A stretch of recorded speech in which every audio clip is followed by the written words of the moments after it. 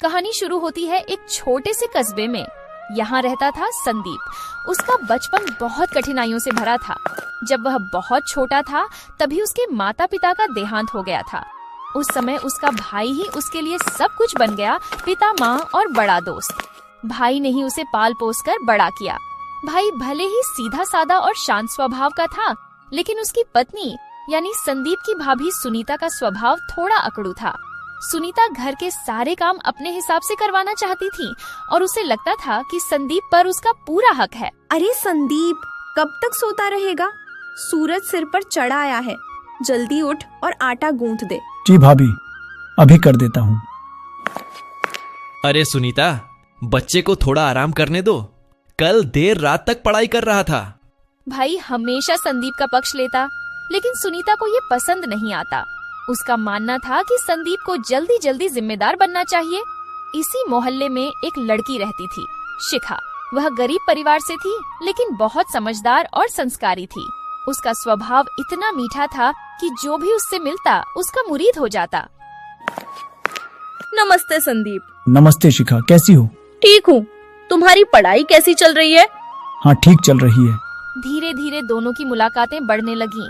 मोहल्ले के लोग भी अक्सर उन्हें बातें करते देखते और मुस्कुरा देते। दोस्ती धीरे धीरे प्यार में बदल गई। संदीप को लगा कि यही लड़की उसके जीवन की साथी बन सकती है। काफी सोचने के बाद संदीप ने अपने भाई और भाभी से बात करने की ठानी। भैया भाभी, मैं आपसे एक जरूरी बात करना चाहता हूँ। मैं शिखा से शादी करना चाहता हूँ। बेटा, अगर तुझे खुशी है तो हमें भी खुशी है। क्या उस गरीब लड़की से जिसके पास ढंग का घर तक नहीं है? भाभी ने लाख मना किया, तरह तरह की बातें सुनाई, लेकिन संदीप अपने फैसले पर अडिग रहा। भाई ने भी आखिरकार उसका साथ दिया। सुनीता, हमें संदीप की खुशी देखनी चाहिए। आखिरकार शादी हो गई। बहुत सादा आयोजन था, लेकिन संदीप और शिखा खुश थे। शादी के बाद दोनों ने एक छोटे से किराए के मकान में रहना शुरू कर दिया। देखो जी, ये घर छोटा है लेकिन हमारा है। यहाँ हम अपनी मेहनत से खुशियाँ लाएंगे। हाँ शिखा, अब हमारी जिंदगी हमारे दम पर होगी। अब संदीप के सामने सबसे बड़ा सवाल था रोजगार का। उसने ठान लिया कि वह अपना काम शुरू करेगा। बहुत सोचने के बाद उसने मटर पनीर का ठेला लगाने का फैसला किया। सुबह सुबह शिखा उठती, सब्जियां काटती, मसाले तैयार करती और संदीप ठेले पर जाता।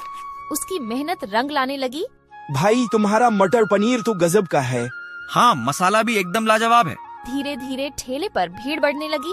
संदीप के चेहरे पर संतोष की मुस्कान होती, लेकिन भाभी सुनीता को यह सब अच्छा नहीं लगता था। उसे लगता कि संदीप अलग होकर भी खुश है। यही बात उसके दिल में चुभती। देखो जरा, ठेला लगाकर पैसे कमा रहा है और अकड़ भी बढ़ गई है। हालांकि संदीप कभी भी भाभी का आदर करना नहीं भूलता। जब भी घूमने जाता, उनके लिए कुछ न कुछ जरूर लेकर आता। भाभी, ये मिठाई आपके लिए। हाँ हाँ, रख दो। लेकिन सुनीता के मन में जलन और बढ़ती गई। उसने तय कर लिया कि संदीप की तरक्की को रोकना है। अरे ये मत खाओ, इसमें जहर मिला है। भय और घबराहट का माहौल बन गया। ग्राहक प्लेटें छोड़ छोड़कर भागने लगे। संदीप हैरान रह गया। उसकी मेहनत से बनाई इज्जत पर एक झूठा दाग लग गया। भाभी, आपने ऐसा क्यों किया? मैंने सबकी जान बचाई है। उस दिन संदीप ठेला बंद करके घर लौटा। बहुत देर तक चुप बैठा रहा। जी, हमें अब ये सब सहना बंद करना होगा। हाँ शिखा, अब हमें अपने दम पर खड़ा होना है। अगले दिन संदीप भाई भाभी के घर गया। भैया भाभी, अब मैं आप दोनों से रिश्ता खत्म कर रहा हूँ। मैं अपनी जिंदगी अपने तरीके से जीना चाहता हूँ। बेटा, जैसा तुम्हें सही लगे। इसके बाद संदीप ने ठेले को फिर से चालू किया। ग्राहकों को समझाया, उन्हें भरोसा दिलाया। धीरे धीरे लोग फिर से आने लगे। कुछ महीनों में ठेला पहले से ज्यादा मशहूर हो गया। अब संदीप और शिखा खुशहाल जिंदगी जीने लगे। देखा जी, मेहनत का फल कितना मीठा होता है। हाँ शिखा, अब हमें किसी से डरने की जरूरत नहीं। कहते हैं, खुद पर विश्वास सबसे बड़ी ताकत है। संदीप ने साबित कर दिया कि मेहनत और सच्चाई से बढ़कर कोई ताकत नहीं। गलत और जहरीले रिश्तों से दूरी बनाना जरूरी है।